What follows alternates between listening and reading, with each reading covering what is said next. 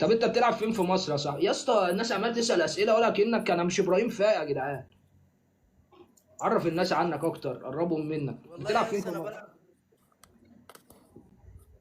بلعب في اورنج درجه ثالثه، بس عامل مشاكل كده وما بروحش.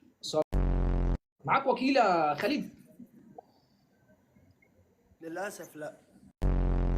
طب ما ترجع الدوري الاردني؟ ما أنا مش عارف.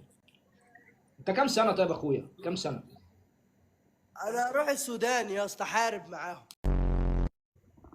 ولا خالد. الحاوم ايه؟ الحاوم كلمني، مش هقدر اتكلم.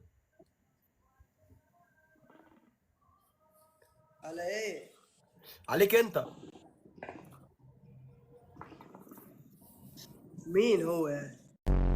طب يا خالد انت شايف في الدوري المصري ايه الفريق اللي شبهك؟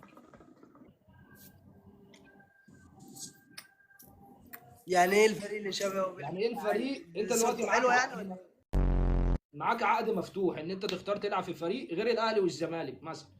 مثلا. لا، ما عادي مفتوح كده، اروح اشتري شقه يا اسطى، ما تريح يا عمنا بقى. عادي مفتوح ايه يابا؟ هو ايه اللي عادي مفتوح؟